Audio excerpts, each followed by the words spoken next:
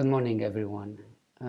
Today I'm going to give you a lecture about red blood cell antigens, and it might sound like an oxymoron to have red blood cells and antigen in the same sentence, because if you remember from the immunology class, an antigen is any substance that can elicit an immune response. So how can an antigen be found on the red blood cell and elicit an immune response? So, of course, that antigen doesn't elicit an immune response in the person who has these red blood cells. But if those red blood cells are transferred to another person, some of the surface quote-unquote antigens found on these red blood cells could elicit an immune response in the other individual, as we will see through this lecture. This is because blood is not the same for all people, and you all know that people belong to different blood groups depending on the surface markers that they have on their red blood cells and on all other cells, but red blood cells are the target of this lecture today. The membrane of each red blood cell, as any other cell, contains thousands of molecules, surface proteins, carbohydrates, lipids, which are ignored by the immune system. However, some of those molecules can elicit an immune response. That's why they are referred to as antigen. And they elicit the immune response only if the RBC carrying them are transferred from one person, which is known as the donor, to another person known as the recipient. So as I said, there are thousands of molecules on the surface of red blood cells. Most of them are ignored by the immune system. But there are around 400 blood group antigens identified so far, and more will be identified in the future. And these can be proteins or carbohydrates. I don't want you to memorize this slide. I just want you to realize that what you look at in green are carbohydrates found either on lipids or on proteins. And these carbohydrates, in some instances, can be an antigen. So the carbohydrate, not the lipid or the protein that carry it. The carbohydrate is the antigen, and this is the case in the ABO group. In blue are the protein antigens, and these can be different types of proteins. You can see with the type 1 single pass protein or type 2 single pass protein, whereas even if these proteins have carbohydrate on them, it's the protein subunit in this case that is the antigen. Or you can have what's shown in red as multi-pass protein, multiple transmembrane domains, and these can be an antigen. Or sometimes you can have a GPI-linked protein, and GPI-linked proteins are proteins that are linked to the surface of the cell through a GPI anchor, and those could be the antigen, either the protein component or the carbohydrate component of the GPI-linked protein, but not the lipid component.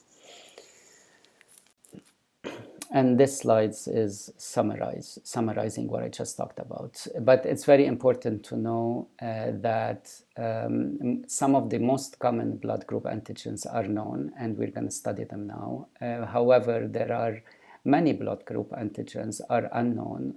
Even if they are detected, the function of the proteins that carry them are not known, and these are known as minor antigens. The major antigens that are studied on red blood cells are boxed in red in this slide. Mainly the ABO group, which is a carbohydrate antigen, and we're going to talk about later. A rhesus, which is a protein antigen, and this is encoded by the person's cells. And the Lewis, we're going to touch a little bit on the Lewis. It's not very common, but you're going to hear about it in the clinic sometime. And this is also a protein antigen that attached to the cell, to the red blood cells. It's not encoded by the cells, as we will see later. One of the most common forms of transplant is blood transfusions. And individuals who lack a certain blood group antigen may produce antibodies that react with that antigen, which may lead to a transfusion reaction and rejection in this case. The strength of that immune response ranges greatly depending on the nature of the antigen, meaning antigenicity, topology, abundance, and other factors. So when people are transfused multiple times, they are exposed to red blood cell antigen given by the donors, and this increases the risk of an immune response against one or more antigens found in the blood of the donor. whether these donors is the same person or different people, the recipient could develop an immune response against the transfusion. And this becomes a major problem, especially if the person getting the transfusion needs transplant later, like organ transplant. And multiple transfusion is not recommended for patients who are destined for organ transplant because it increases the likelihood of graft rejection due to prior sensitization to unexpected antigen or red blood cells. So the ABO and the rhesus are accounted for. However, the person could develop a reaction against unexpected antigen, which increases the likelihood with multiple transfusion. So then when a different donor now is donating an organ for transplant, the recipient might have antibodies against that organ due to the prior transfusion that the person underwent. This is why before a blood transfusion takes place, the blood of the donor must be typed and cross-matched with the blood of the recipient to ensure immune compatibility. What I mean by this is by doing typing and cross-matching, you make sure that the recipient doesn't have any antibodies against some major or minor antigens found on the blood or the organ of the donor. And these pre-transfusion testing include the ABO and rhesus type, which are the most known and important, but also antibody screening to determine whether the recipient has an unexpected RBC antibody. And depending on the characteristic of the antibody and the antigen in the RBC membrane, the interaction in vivo between the antibody and the antigen may result in a removal of the antibody-coated RBCs by macrophages or complement, as we have seen in the immunology lecture, and I'm going to allude to later in this lecture. There are two major determinants of the blood type that are considered, that could be antigens, are considered in blood transfusions. These are the ABO group and the rhesus group.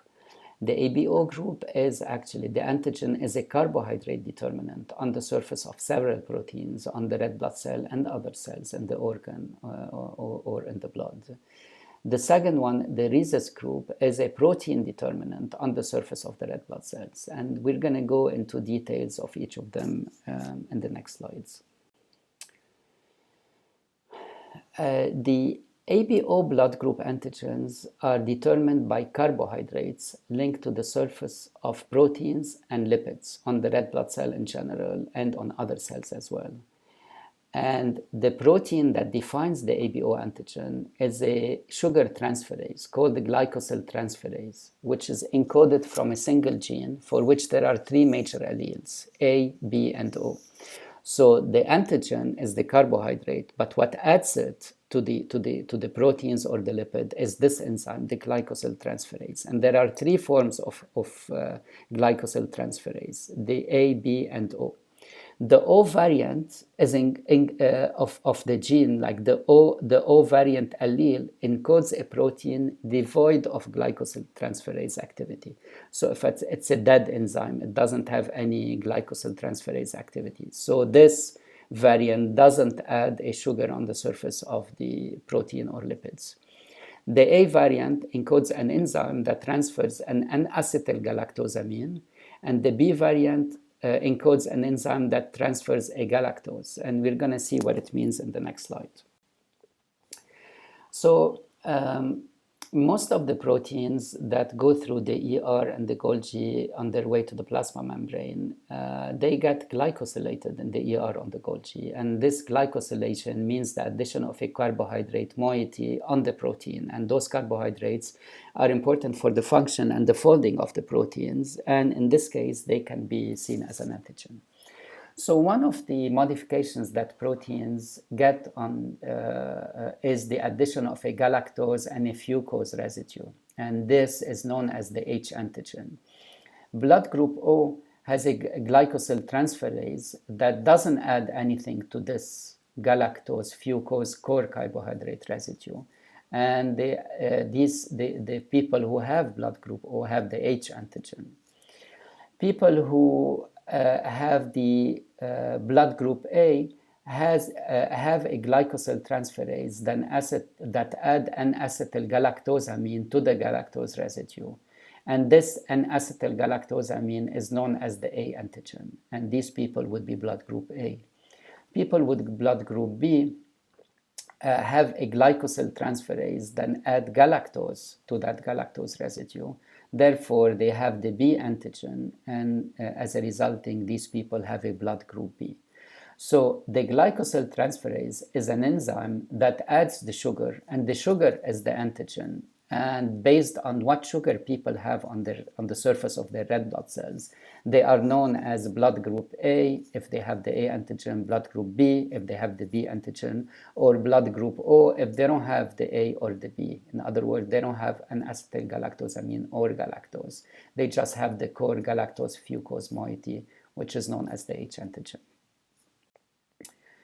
So individuals who are homozygous for the O allele cannot add any sugar to the H antigen, so they are known as blood group O. Individuals who are AA homozygous or AO heterozygous add only an acetylgalactosamine to the H antigen, and they're known as blood group A. Individuals who are BB homozygous or BO heterozygous add only galactose to the H antigen, and they are known as blood group B. And individuals who are AB heterozygous, they can add N-acetylgalactosamine and galactose to the H antigen, and they are known as blood group AB. So let's do this small exercise. If the mother is A plus and the father is A plus, can they have an A plus kid? Yeah, sure. The kid will take A plus from the mom, A plus from the dad, and she will be an A plus. Can they have an O plus kid? Yeah, if the mother is AO plus and the father is AO plus, then the O allele from the mom and the O allele from the dad can be transmitted to the kid, and that kid will be O plus. Can they have a B plus kid? No, they can't have a B plus kid, because then in that case, one of them will have to be AB, so that the kid will take, or the two have to be an AB, because then the kid will have to take the B phenotype from the mom and the B phenotype from the dad to become a B plus kid. I just want to mention the Bombay blood group. We talked about the blood group O, A, and B, but Bombay blood group is a very rare type of blood group, and there are some people who have actually a mutation in the fucosyl transferase, so that they encode an enzymatically dead fucosyl transferase, and these people, they cannot add the fucose to the galactose, and thus they will not have even the H antigen. So they're not a blood group O if they don't have the H antigen. They will have only galactose, and they are known as the Bombay blood group. And this slide summarizes what I've talked about in the previous slide. So individuals who are group A, they have the A antigen on the surface of the red blood cells, and then these people can make an anti-B antibodies, natural antibodies. I'll tell you in a second where these antibodies can come from. If a blood group B, then it means that they have B antigen on the surface of the red blood cells, and these people can make anti-A antibodies.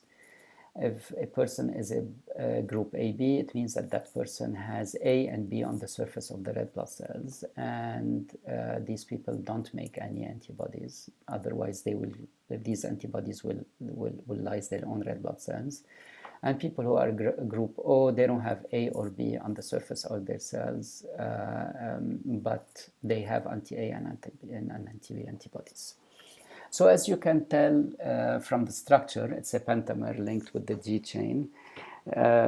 So these antibodies that are found against the red blood cell antigens are of the IgM type. And where do these come from? These antibodies are known as natural antibodies. If you remember what we talked about in the B cell development lecture of the immune class, They are natural antibodies produced by the B1 type B cells, which are of fetal liver origin. And those B cells are of limited repertoire. And once they develop, they go and live in the intestine. And they make antibodies against bacterial carbohydrates that are found in the membranes of bacteria. And it happens that some of the antibodies they make can cross-react with the red blood cell antigen, and thus we'll have this natural antigen that is initially made against the bacterial membranes, but it can cross-react with the blood group antigens found on the red blood cells. These anti-AB and H antibodies are natural antibodies, as I said. They're present in nearly all individuals who lack the antigen. They typically appear by 4 months of age, which really highlights that they are developed after the person starts eating and when they have enough B cells to secrete antibodies against the carbohydrate component of the bacteria found in the intestine of the kids, and later can start cross-reacting with the red blood cell antigen. So as a summary, for the ABO blood group system, phenotype O can only be a genotype OO, have O antigen, so no A or B antigen, but they have anti-A and anti-B. And as an example, this blood group is very frequent in the UK. Almost half the population has it. And I think in Lebanon also it's very frequent.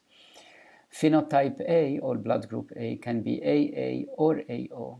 The antigen encoded is the A antigen, and these people have anti-B, and this is also very common as a blood group. B can be BB or BO.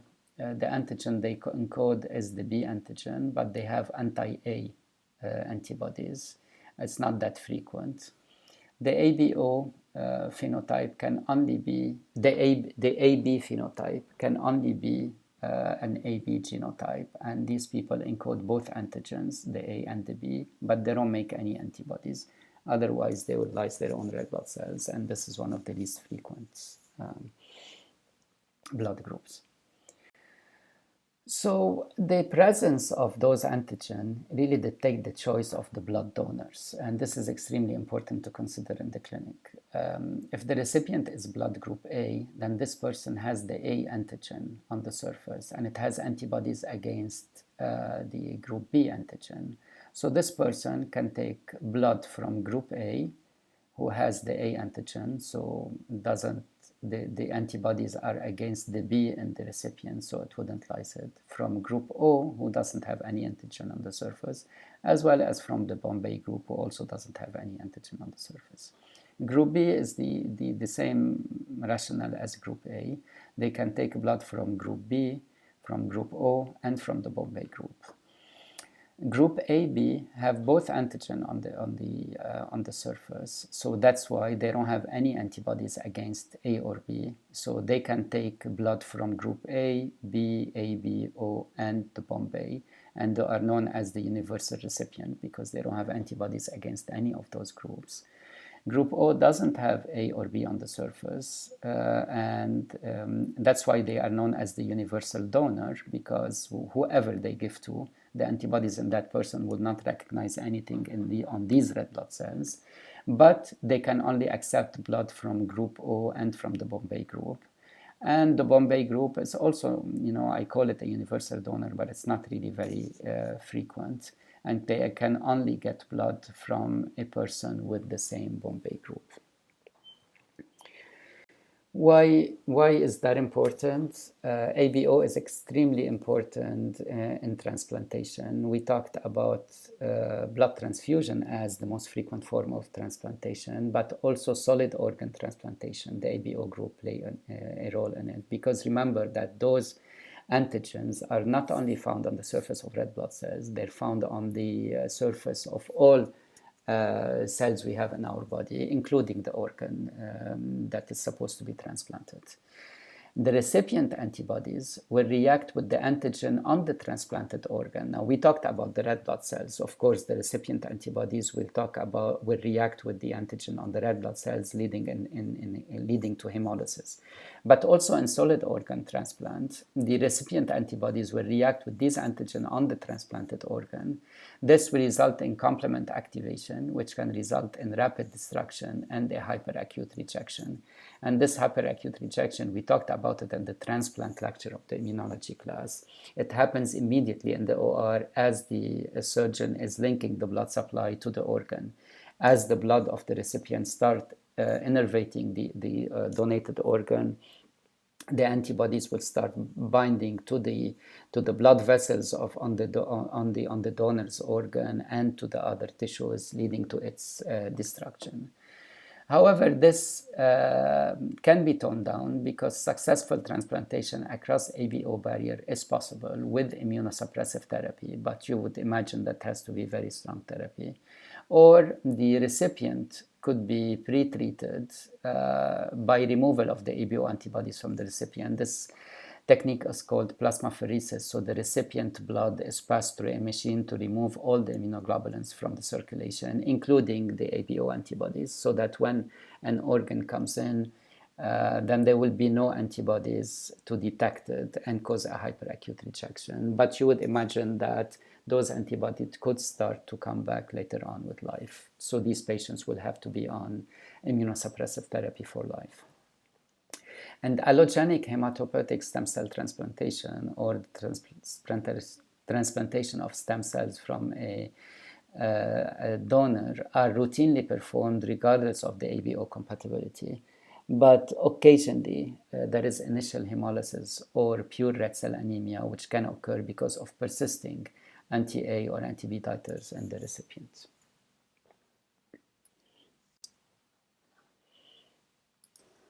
So we talked about the ABO group being a carbohydrate antigen on the surface of red blood cells. The next antigen that is really of clinical interest is the rhesus antigen. And unlike the carbohydrate antigen of the ABO group, this is a hydrophobic cell surface protein found on the red blood cell membranes, which acts as an antigen. And this protein is encoded by two highly homologous genes, RHD and RHCE, but only RHD is clinically considered in blood typing, since around 15% of the population has a deletion or a deleterious alternation of this gene. So people with this mutation don't encode the RH protein and are called RH negative. So since they don't encode this protein, their immune system has never seen it and can make antibody to the rhesus antigen protein if they are exposed to rhesus positive blood cells, as we will talk about a little bit later. So the RH antibodies are immune antibodies that result from previous transfusion or pregnancy. And I want you to think of the RH protein as a typical protein antigen where the person, upon the first exposure, they start mounting a T-cell mediated immune response against it, which will take around a week to 2 weeks to develop. And upon a second exposure to that same antigen, you have a very strong immune response against it. And this is extremely important in the case of pregnancy. There is a disease called hemolytic disease of the newborn, which is really a hemolytic reaction in the developing fetuses that are similar to the transfusion reaction. So the transfusion, once you get blood from one person to the other, if the recipient's blood has antibodies against the donor's blood, it will result in hemolytic anemia. And this same process can happen in the developing fetus. Now, Rh mothers, which carry an Rh fetus, can be sensitized by fetal red blood cells that enter the maternal circulation during childbirth. So during childbirth, there is a little bit of mixing between the fetus blood and the mother's blood. If the mother is Rh negative, she's never seen the Rh protein. Her immune system has never seen the Rh protein. Now, if the baby she's carrying, especially if it's the first baby, if that baby is Rh positive, so his red blood cells have that protein on the surface. And during delivery, the blood of the fetus will mix a little bit with the blood of the mother. Then the immune system of the mom will recognize the Rh antigen, which is a protein. As a protein antigen, it will mount a T cell mediated immune response against it, which includes, of course, B cell antibodies being produced, and then T cell educating the B cells to switch to high affinity IgG antibodies for the rhesus antigen now that is generated in the mom. Now, this is not a problem for the baby who got delivered already. It's a problem for the other baby in case the mother is pregnant again. If that new baby is an Rh positive baby, then the antibodies, which are of the IgG type that is found in the mother's blood, can cross the placenta and reach the baby to mediate the destruction of the fetal red blood cells, causing a disease called erythroblastoma fetalis, which is really lethal to the fetus if it's not prevented. And luckily, there is a way to prevent it, and this is by the administration of anti-rhesus D antibodies to the mom within 72 hours of birth of the rhesus positive baby. So now you have a mother who is a rhesus negative. She already gave birth to a baby who is rhesus positive. During birth, some of the red blood cells of the baby crossed into the mother's blood. So you go and give the mom an injection of immunoglobulins, which are against the rhesus antigen. These antibodies will bind to the rhesus antigen of the red blood cells coming from the baby. And this will result in the clearance of these red blood cells before the mom can mount an immune response against them. Now, the mechanism of action of these antibodies is not 100% clear, but it definitely it involves probably clearance of these baby red blood cells now by the complement system and by phagocytosis with the macrophages. Because if you remember from the immunology class, the IgGs will bind to the rhesus antigen on the surface of the red blood cells, and those IgGs can recruit the complement through the classical pathway, which will result in the destruction of the red blood cell. Or the Fc portion of the IgG can bind to the Fc gamma receptor on the surface of macrophages, resulting in the engulfment of these fetal red blood cells by the maternal macrophages, which will clean them from the circulation.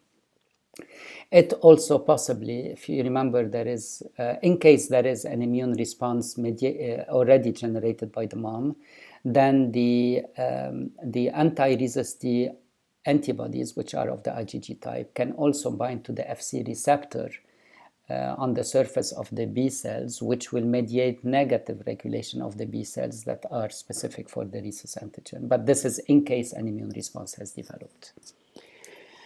So this is the second major red blood cell antigen that people take into consideration in blood transfusions and transplant. But there is another one I just want you to be aware of, called the Lewis antigen. And in the Lewis antigens are antigens found on the red blood cells, but they are not produced by the red blood cell itself. These are found in the sera of all of us, and they are secreted by exocrine epithelial cells. They travel in the serum, and subsequently they bind to, or they are adsorbed on the surface of the red blood cells in the circulation.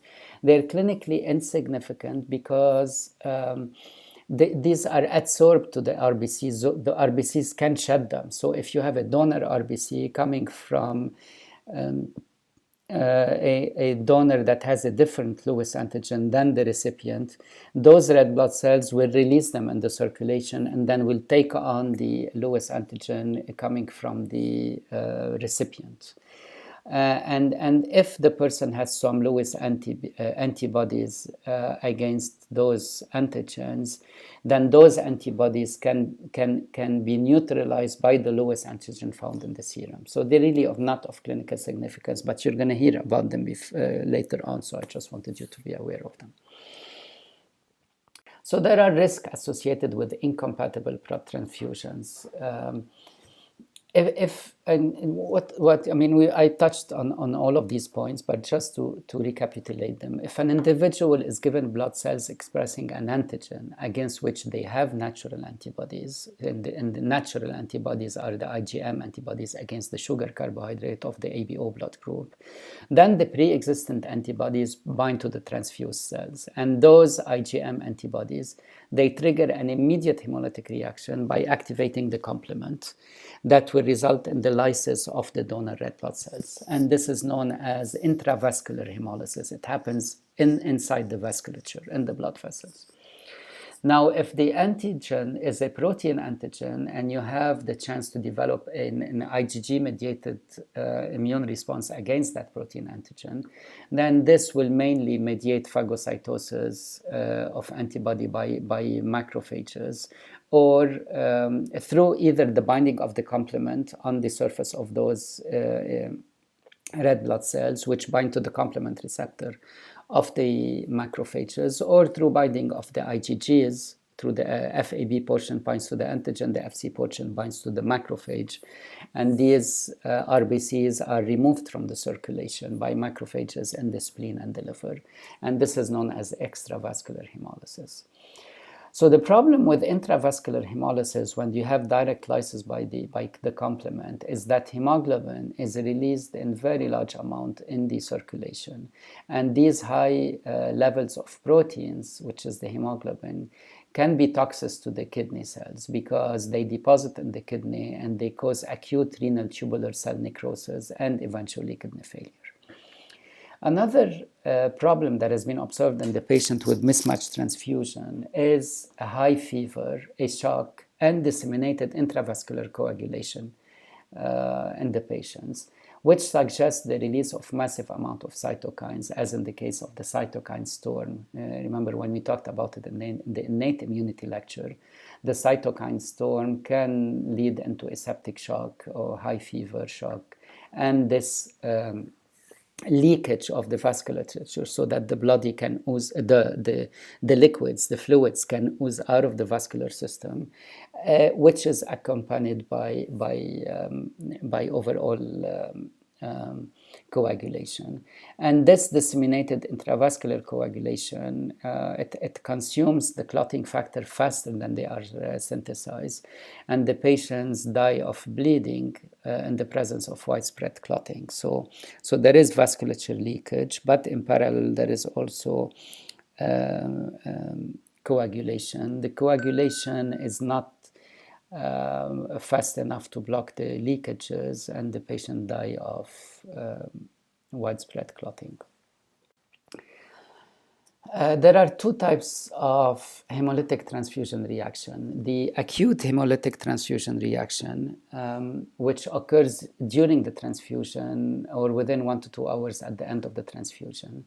And of course, to happen right away and to be acute, it has to be mediated by antibodies already present in the circulation, and this would be the case of the ABO antigen, since the person has a lot of IgM secreted by the B1 cells, and this reaction happens immediately, and it's characterized by urticaria, which is like some bluish discoloration of the skin because of the bleeding under the skin, pain in the lumbar region, mainly in the back of the lower back, which is the kidney area, due to the deposition of the hemoglobin in the kidney, flushing, headaches, precordial pain, all of these due to the inflammation, shortness of breath, vomiting, fever, rigors, and a drop in blood pressure, of course, because the person will start leaking fluid outside of the blood system, resulting in a decrease in blood pressure. And of course, this is due to the red blood cell destructions, hemoglobinuria, which cause deposit in the kidney, jaundice, inflammation, and disseminated intravascular coagulation, with renal tubular necrosis with acute renal failure. So how are patients with this? This rarely happens because everybody is typed for ABO and rhesus, but if it happens, how are the people manage? It's by maintaining their blood pressure and by giving them a lot of fluids, IV dextran, plasma, saline, and furosemide like it's Lasix, so that they can maintain them very highly hydrated and induce them to pee a lot to get rid of these proteins from the kidneys. And they're given with intravenous hydrocortisone and antihistamine to alleviate the septic shock. And if acute renal failure occurs, the patient could benefit from dialysis until they are recovered. So the acute is one type of hemolytic transfusion reaction, but there's another type called the delayed hemolytic transfusion reaction. And this occurs as soon as 1 day or 14 days after blood transfusion. In the case, this is especially true in the case of the rhesus positive versus negative donors and recipients, because the donor RBCs are destroyed by the recipient antibodies, but the hemolysis is delayed because the antibodies are present in low amounts initially. Remember, an immune response takes time to develop. Then on the second encounter, you have a good immune response against the antigen, but also take a few days to develop, unlike the acute, which happens right away. The recipient's antibodies are IgGs, which are formed during a previous sensitization with a particular antigen, in this case the rhesus. And on a second encounter with the antigen, the recipient produces more antibodies, and over the following days, the antibodies of the recipient will bind to the donor RBC, which are subsequently removed from the circulation by macrophages, causing extravascular hemolysis, which is less severe than the intravascular because there is no deposition of the hemoglobin in the kidney. This type of transfusion reaction is less severe than the acute hemolytic reaction and is associated with antibody that target the rhesus antigen, for example. We talked about the protein and the carbohydrate. Now I want to tell you that, and those are on red blood cells. I want to describe to you the post-transfusion purpura, or PTP. And this is due to antibodies that bind to the platelets and resulting in platelet incompatibility. And this actually results in the clearance of the donor's platelets, resulting in thrombocytopenia, or a low number of platelets, which occur 5 to 10 days after platelet transfusion. And it's caused by the recipient having platelet-specific antibodies, regardless of the IBO and rhesus. Platelet-specific antibodies that react with the donor platelets. Specifically, HPA-1A antigen appears to most frequently target. So this is an antigen on the platelets. If you want, the major antigen determinants are ABO and rhesus on the red blood cell, and this one is a minor one on the platelets. And if this happens, the patients are at risk of bleeding. They're not benefiting from the platelet they received. And the bleeding into the skin causes this purplish discoloration of the skin known as purpura. So you can see it happening under the skin. The treatment includes the uses of intravenous immunoglobulin to neutralize the antibodies or to remove them from the plasma by plasmapheresis.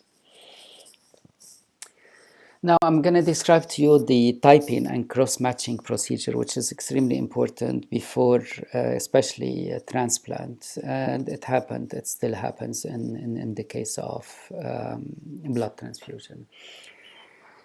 The donor and the recipient should be screened before transplant or transfusion. The recipient is a little bit more complicated. You have the ABO and the RH group should be determined. So this is the typing. And then this types for the major antigen determinants, the ABO group and the rhesus. But also you want to make sure that the recipient doesn't have any antibodies against an unknown antigen in the donor and any antibodies in their serum. So what you do is you take the serum from the recipient and you add it to red blood cells from the donor, and you check either by a direct Coombs test or an indirect Coombs test if they have antigens against a group O red cells, and this is cross-match. If a red cell alloantibody is discovered in the recipient, donor blood is detected selected lacking this relative antigen, so you choose another donor, and I'm going to describe these a little bit later. For the donor, only the ABO and the rhesus group is determined and selected appropriately. So how are these done? It's done using a test called the agglutination test. And look at the upper panels. At the upper panel where you have the three drops of blood either in a 96 well plate or on a slide. Let's say in the upper one, you have blood to which you have commercial antibodies against the blood A group. And this will result in the cross-linking of all the red blood cells, resulting in this agglutination or aggregation of the red blood cells.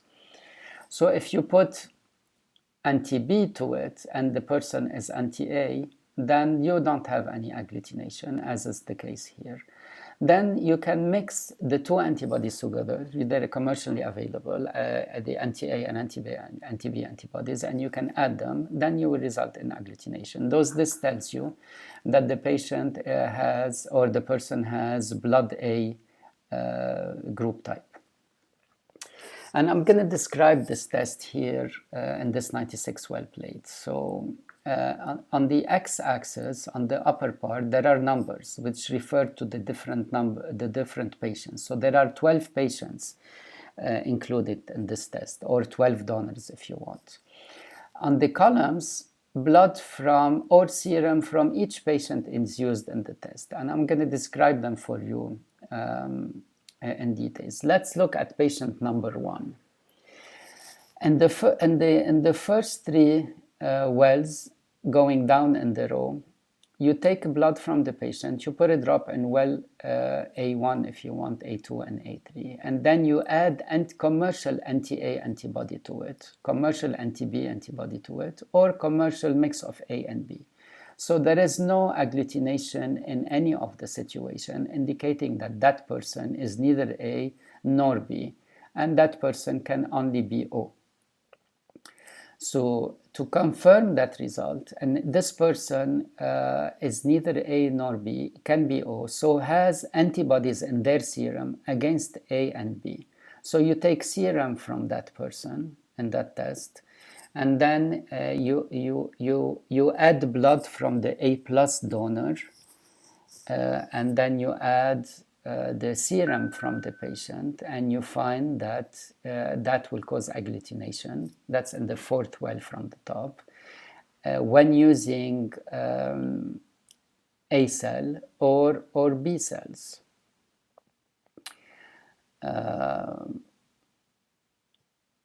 And then if you take the person's own cells and add to it the person's own serum, that doesn't cause agglutination. So then you take blood cells from the patients in the lower two rows. You take blood cells from the patient and you add a commercial antibody. There are two commercial antibodies against the rhesus.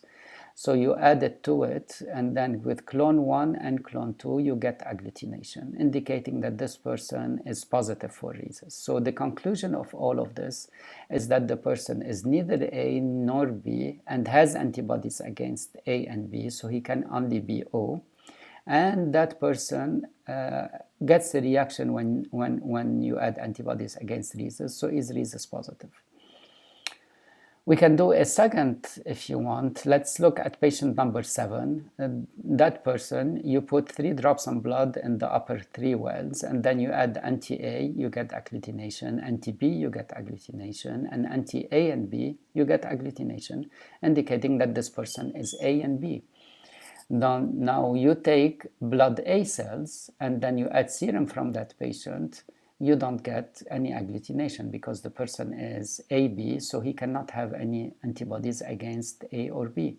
And then if you add serum from that person on B cells or cells with the ABO group B, then it doesn't go to any agglutination. And of course, it doesn't go to agglutination when using his own cell with his own serum. Now you take blood from that patient in the lower 2 wells, and then you add the anti-D clone 1 and clone 2, and you get agglutination, indicating that the person is positive. So that person is A, B, because his blood agglutinates when add anti-A and anti-B antibody, and positive for rhesus, so he's AB positive. So this is the direct agglutination test, where you add the antibodies against the antigen on the surface of the cells. But there is another type of agglutination test, known as Coombs test, direct Coombs and uncombed test. And this checks the presence of autoantibodies against the red blood cells in the person.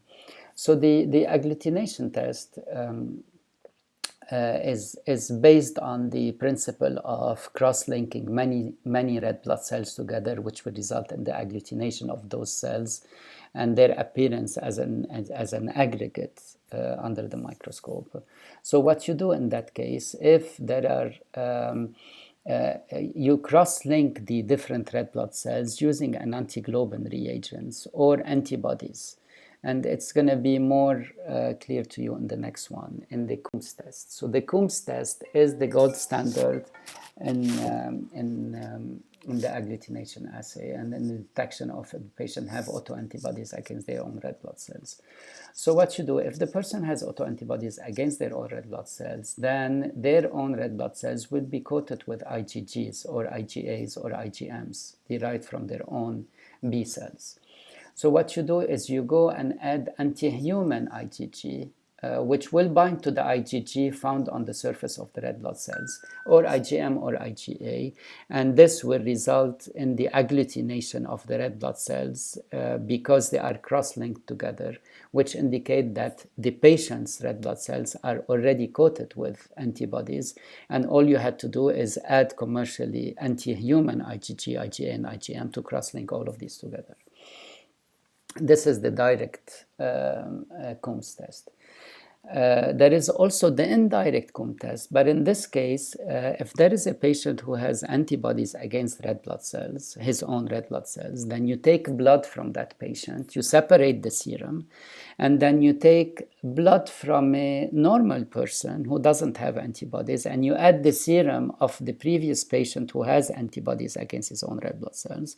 You incubate them together, so if you want, the patient's immunoglobulins will bind to the healthy controlled red blood cells, and then you follow that by adding anti-human IgG-MA and see if you have an agglutination. So this is an indirect, because you took serum from the patient, added to a healthy controlled red blood cell, and then followed that by IgG, anti-human IgG, IgA, or IgM to go to agglutination.